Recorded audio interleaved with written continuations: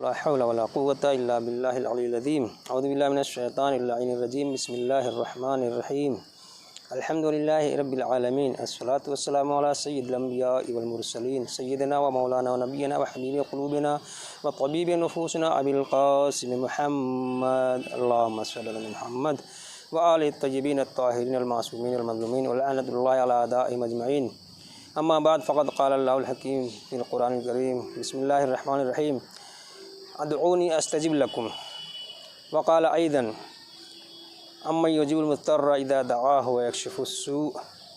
ہمارے اس آج کے تقریر کا موضوع ہے دعا، اور اس میں چند علامین کے اوپر ہمیں بحث کرنی ہے۔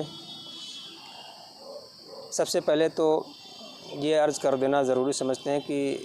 انشاءاللہ اس دعا کے موضوع پر مختلف عناوین کے ساتھ ہماری گفتگو آئندہ بھی جاری رہے گی، لہذا ناظرین سے اور سامعین سے گزارش ہے کہ اسے غور سے سننے اور اس پر عمل کرنے کی کوشش کریں گے اور اسے لوگوں تک پہنچانے کی کوشش کریں گے۔ خداوند عالم قرآن مجید میں ارشاد فرما رہا ہے ادعونی استجب لکم، تم مجھے بلاؤ، استجب لکم میں سنوں گا، اجابت کروں گا، تمہاری دعا کو قبول کروں گا، سنوں گا محمد علیہ محمد کے صدقے میں۔ پھر ایک جگہ خداوند عالم فرماتا ہے کہ امن یجیب المضطر اذا دعاہ ویکشف السوء، کیا کوئی اور ہے کہ جو یجیب المضطر، کہ جو جواب دیتا ہے مضطر اور پریشان کی دعا کو جب وہ بلاتا ہے۔ امن یجیب المضطر اذا دعاہ، جب وہ بلاتا ہے، ویکشف السوء، تو کون ہے جو اس کی اس دعا کو سنتا ہے اور اس کی اجابت کرتا ہے، اسے قبول کرتا ہے، اس کے رنج و غم کو دور فرماتا ہے محمد علیہ محمد کے صدقے میں۔ خداوند عالم کے علاوہ مولا مشکل کشا علی کے صدقے میں، اہل بیت طاہر کے صدقے میں کوئی ذات نہیں ہے کہ جو بندے کی دعا کو پورا کرے، اس کی حاجت کو برطرف کرے، اس کے تمام تمناؤں آرزوؤں کو جائز اور حلال جو ہوں اور جو اس کے لیے مصلحت رکھتی ہو اسے پورا فرمائے۔ اسلام میں دعا کی اہمیت اور اس کے آداب ذکر کیے گئے ہیں کہ دعا کے آداب کیا ہیں، اس کے شرائط کیا ہیں۔ دعا حکم ہوتا ہے کہ اے پیغمبر کہہ دو کہ تمہاری دعا نہ ہوتی تو پروردگار تمہاری طرف توجہ بھی نہ کرتا۔ دعا انسان کی عاجزی کا ایک بہت ہی بہترین ذریعہ ہے کہ خداوند عالم نے اتنی نعمتیں کیش دے رکھی ہیں، ان تمام نعمتوں کا شکر تو وہ ادا ہی نہیں کر سکتا، لذا دعا سب سے بہترین ذریعہ ہے عاجزی کا، اظہار عاجزی کا۔ پالنے والے ہم تیری کسی بھی نعمت کا شکر ادا نہیں کر سکتے، لذا تیری بارگاہ میں ہم دست و دعا بلند کر کے محمد علیہ محمد کے صدقے میں اظہار عاجزی کرتے ہیں۔ معبود ہم عاجز ہیں، ہم مستر ہیں، ہم ذلیل و خوار و رسوا ہیں، تو عزیز ہے، تو جلیل ہے، تو بزرگ ہے، تو برتر ہے اور تو قادر مطلق ہے۔ محمد علیہ محمد کے صدقے میں تو ہی ہماری دعا کو قبول کر سکتا ہے۔ قرآن کریم میں ہے کہ ہم سے دعا کرو ہم قبول کریں گے، دعا کی منزل میں اکڑ جانے والے ذلت کے ساتھ جہنم میں داخل کیے جائیں گے۔ پھر قرآن مجید میں ارشاد ہوتا ہے میرے بندے میرے بارے میں سوال کریں تو کہہ دو کہ میں بہت قریب ہوں اور سب کی دعائیں سن لیتا ہوں۔ پھر دوسری جگہ ارشاد فرماتا ہے کہ کیا میں تمہیں ایسے اسلحے کا پتہ دوں جو دشمن سے بچا سکے اور روزی کو تمہاری فراوان کر سکے، اس میں برکت لا سکے، اسے بے شمار بنا سکے، اسے اضافہ کر سکے۔ یہ اسلحہ دعا کے علاوہ کوئی اور نہیں ہے۔ رسول اکرم صلی اللہ علیہ وآلہ وسلم فرماتے ہیں دعا مومن کی سپر ہے، ڈھال ہے، اور جب دروازہ دیر تک کھٹکھٹایا جائے گا تو ضرور کھول دیا جائے گا۔ مبتلا مصیبت سے زیادہ سزاوار اور لائق دعا وہ صاحب عافیت ہے جو بلا کے خطرے سے محفوظ نہیں ہے۔ کوئی انسان بلا و مصیبت سے محفوظ نہیں ہے، دونوں کو برابر سے دعا کرنا چاہیے۔ جو مبتلا ہو چکا ہے مصائب اور سختیوں دشواریوں میں اسے بھی، اور جو ابھی مبتلا نہیں ہوا ہے دونوں کو ہمیشہ دعا کا سہارا لیتے رہنا چاہیے۔ امیر المومنین علی بن ابی طالب علیہ السلام فرماتے ہیں دعا بلاؤں کے رد کا مستحکم ترین مضبوط ترین ذریعہ اور وسیلہ ہے۔ چوتھے امام زین العابدین علیہ السلام فرماتے ہیں کہ دعا سے قضا پلٹ جاتی ہے، یعنی جو مصیبت آنے والی رہتی ہے وہ واپس چلی جاتی ہے۔ پانچویں امام محمد باقر علیہ السلام فرماتے ہیں رات بھر نماز پڑھنے والے سے رات بھر دعا کرنے والا افضل ہے۔ رات بھر نمازیں پڑھنے والے سے کہ جو محبوب ترین عبادت اللہ کی ہے، اس سے رات بھر عبادت اور نماز کرنے والے سے رات بھر دعا کرنے والا افضل ہے واجب ادا کرنے کے بعد۔ امام صادق علیہ السلام 6 امام فرماتے ہیں نماز میں ریاکاری اور غفلت کا امکان ہے، دعا اخلاص کے ساتھ اور توجہ کے ساتھ کرنی چاہیے، یعنی اللہ کی رضا اور خوشی کے لیے، اہل بیت اطہار کی رضا اور خوشی کے لیے، اور توجہ ہے قلب کے ساتھ، پورے ذہن دل و دماغ کی توجہ کے ساتھ، اضطراب و پریشانی کے ساتھ، گڑ گڑاہٹ کے ساتھ، گریہ وزاری کے ساتھ۔ پھر ایک جگہ ہمارے 7ویں امام فرماتے ہیں کہ دعا بلاؤں کے رد کا بہترین ذریعہ اور وسیلہ ہے، انبیاء کے اسلحے کو اختیار کرو جس کا نام دعا ہے۔ 8ویں امام علی رضا علیہ السلام فرماتے ہیں جن کے ابھی ولادت کی تاریخ گزری ہے اور 23 ذوالقعدہ کو ان کی شہادت کی تاریخ آنے والی ہے۔ پھر اس دعا کے موضوع پر جو ہے اور بھی بہت سے عناوین ہیں۔ آداب دعا، دعا کا ادب کیا ہے، تہذیب کیا ہے، اخلاق کیا ہے، سلیقہ کیا ہے، طریقہ کیا ہے، کس انداز سے دعا مانگنی چاہیے کہ دعا بارگاہ اجابت تک، بارگاہ خدا تک پہنچے اور کبھی رد نہ ہو۔ اسباب اجابت دعا، یعنی دعا کیسے قبول ہوتی ہے اور دعا کیسے رد ہوتی ہے۔ ہم کو پہلے پوزیٹیو اور مثبت پہلو کے اوپر گفتگو کرنی ہے کہ دعا قبول کیسے ہوتی ہے۔ ہم رد کے سلسلے میں کبھی سوچیں ہی نہیں، منفی اور نگیٹو فکر اور پہلو نہ آنے دیں، اس لیے کہ دعا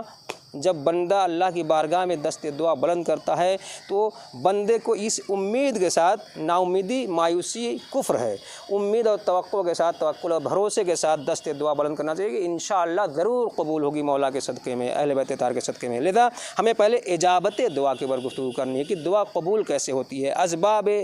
اجابت دعا، دعاؤں کے قبول ہونے کے بہت سے اسباب بیان کیے گئے ہیں۔ صحیفہ سجادیہ میں دعاؤں کی شرح میں ہمارے مولا کی 4تھے امام کی جو دعاؤں کا مجموعہ ہے اس میں ہمارے علماء نے تقریباً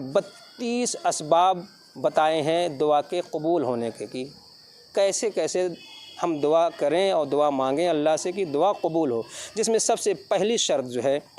ہمارے علماء نے بیان کی ہے احادیث و روایات کی روشنی میں، عقل و نقل کی روشنی میں، کہ انسان جب بھی دعا کرے باوضو ہو کر دعا کرے، با طہارت دعا کرے، یعنی انسان جب باوضو ہو کر اللہ کی بارگاہ میں دست دعا بلند کرے گا تو یقیناً محمد و آل محمد کے صدقے میں دعا قبول ہوگی، یقین اور اطمینان قلب کے ساتھ۔ دوسری شرط یہ ہے، دوسرے اسباب یہ ہیں کہ انسان جب بھی دست دعا بلند کرے باوضو ہونے کے بعد تو خوشبو کا استعمال کرے، معطر رہے، خوشبو دار رہے، پاک و پاکیزہ لباس رہے، معطر لباس رہے، خوشبو پاک و پاکیزہ رہے، رو بقبلہ ہو، یعنی قبلے کی طرف اس کا رخ ہو۔ چوتھے، حضور قلب کے ساتھ، امام باقر علیہ السلام فرماتے ہیں کہ حضور قلب دعا کے 6 ارکان میں سے ایک رکن ہے، یعنی دعا کے بہت سے رکن ہیں، رکن کہتے ہیں ستون اور کھمبے کو، اور اصل کو اور جڑ کو اور بنیاد کو، ان 6 میں سے ایک رکن جو ہے وہ حضور قلب ہے، یعنی ذہن دل و دماغ پورا ہمارا وجود ظاہر و باطن ہمارا حاضر رہے اللہ کی بارگاہ میں، کہ ہم اس وقت اللہ کی بارگاہ میں حاضر ہیں اور اس سے اپنے عاجزی کا اظہار کرتے ہوئے دست دعا بلند کر رہے ہیں۔ اس کے بعد 5ویں نمبر پر اسباب دعا میں بتایا جا رہا ہے کہ خدا سے حسن ظن رکھے، یعنی خدا سے بدگمان نہ رہے، یہ بہت اہم چیز ہے،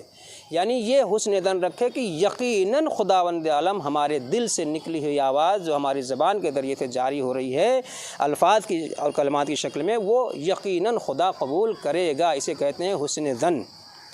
حسن ظن رکھنا چاہیے اللہ سے کہ وہ کریم ہے، وہ غفار ہے اور رحمان ہے، رؤوف ہے، لطیف ہے، رؤوف ہے، سائل کو خالی ہاتھ واپس نہیں کرے گا، یعنی ہم سوالی بن کر اس کی بارگاہ میں آئے ہیں، ہم فقیر اور محتاج اور ذلیل بن کر اس کی بارگاہ میں آئے ہیں، تو یقیناً وہ ہماری دعا کو قبول کرے گا۔ اس حسن ظن کے ساتھ، اس اچھے گمان کے ساتھ ہم اللہ کی بارگاہ میں دست دعا بلند کریں۔ چھٹیں، دعا سے پہلے صدقہ دے، اس لیے کہ جب ہم صدقہ دیں گے تو اس صدقے کے ذریعے سے جو صدقہ کسی کے ہاتھ میں پہنچے گا تو اس کے دل سے بھی جو دعا نکلے گی ہمارے لیے، وہ بھی قبولیت کے لیے بہت اہم ترین ایک پہلو ہے کہ جو ہماری دعا کو باب اجابت تک یقیناً پہنچائے گا۔ 7ویں، فعل حرام یا قطع رحم کی دعا نہ کرے، یعنی کسی فعل حرام اور گناہ کے کام کرنے کے لیے دعا نہ کرے، یا ارحام میں سے پہلے نمبر پر والدین آتے ہیں، بھائی بہن آتے ہیں، بیوی بچے آتے ہیں، یہ ارحام میں آتے ہیں، اور دادا دادی، نانا نانی، چچا بابا، یہ سب جتنے محرم رشتے ہیں ان سے قطع رحم کی، قطع تعلقات کی دعا نہ کرے، اس لیے کہ قطع رحم سے، قطع تعلق سے دعا رد ہوتی ہے، زندگی میں نحوستیں آتی ہیں بجائے برکت کے، بجائے رحمت کے، انسان کی عمر گھٹتی ہے، روزی میں کمی آتی ہے، لذا اس کے لیے بھی دعا نہ کرے، بلکہ صلہ رحمی سے پیش آنے کی توفیق ہمیں اللہ عطا فرمائے، اس کی دعا کرے۔ 8 جب بھی دعا کرے تو گڑ گڑا کر دعا کرے، اضطرار کے ساتھ دعا کرے، گریہ و زاری کے ساتھ دعا کرے، اور اللہ کی بارگاہ میں اپنے کو لرزہ بر اندام گڑ گڑاہٹ کے ساتھ دعا کرے تو یقیناً اللہ اپنے اس مستر بندے کی گریہ و زاری کے ساتھ مستر حالت میں دعا کو قبول فرمائے گا۔ امام باقر علیہ السلام ہمارے 5ویں امام باقر العلوم جنہیں کہا گیا ہے، فرماتے ہیں کہ ایسی دعا ضرور مستجاب ہوتی ہے کہ جو ان تمام شرائط کے ساتھ اللہ سے مانگی جاتی ہے۔ امام صادق علیہ السلام فرماتے ہیں کہ پروردگار بندوں سے گڑ گڑانے کو برا سمجھتا ہے، یعنی جب کوئی بندہ بندے کے سامنے گڑ گڑاتا ہے اور اپنی پریشانی بیان کرتا ہے، روتا ہے، گریہ کرتا ہے، تو اللہ سب سے زیادہ اس چیز کو پسند نہیں کرتا، ناپسند کرتا ہے، برا سمجھتا ہے کہ میرا بندہ اپنے ہی جیسے بندے کے سامنے گڑ گڑا رہا ہے، رو رہا ہے، کیوں نہیں میرے سامنے قادر مطلق کے سامنے روئے، گڑ گڑائے۔ اپنے سامنے گڑ گڑانے کو دوست رکھتا ہے، دوسروں کے سامنے گڑ گڑانے کو ناپسند کرتا ہے، برا سمجھتا ہے۔ 6 نمبر پر اجابت دعا کے اسباب میں بیان کیا جاتا ہے کہ حاجتوں کو بیان کرے، یعنی نام لے کر دعا کرے، جس چیز کی ضرورت ہے، جس چیز کی حاجت ہے، اسے جس چیز کی تمنا آرزو رکھتا ہے، جائز اور حلال ہے، تو حتیٰ اسی دعا میں، اسی صحیفہ سجادیہ سے، صحیفہ کاملہ میں جو ہمارے چوتھے امام کی دعاؤں کا مجموعہ ہے جسے زبور آل محمد بھی کہا جاتا ہے، اس میں ایک دعا آئی ہے کہ جس میں مولا نے باقاعدہ اسباب دعا میں نام لے کر دعا کرنے کا حکم دیا ہے کہ نام لے کر دعا مانگی جائے کہ پالنے والے ہمیں اس چیز کی ضرورت ہے، ہمیں اس چیز کی تمنا آرزو ہے، ہمارے اخراجات، مکان کے لیے دعا کرے، روزی روٹی کے لیے دعا کرے، بچوں کی تعلیم کے لیے دعا کرے، شادی کے لیے دعا کرے، خدمت دین کے لیے دعا کرے، ہمیں خدمت دین کا موقع معبود زندگی کی آخری سانس تک ملتا رہے کہ مذہب اہل بیت اطہار کی اور مذہب حقہ کی ہم ہمیشہ جو ہے خدمت کرتے رہیں، تیرے بندوں کی ہمیشہ خدمت کرتے رہیں، ہم لوگوں کے حقوق کی ادائیگی کرتے رہیں معبود۔ یہ ساری دعاؤں کا جب بھی اللہ کی بارگاہ میں مانگے تو حاجتوں کا نام لے کر۔ امام صادق علیہ السلام نے بیان فرمایا ہے۔ 10 مخفی انداز سے دعا کرے، یعنی بالکل نجوا کے انداز میں،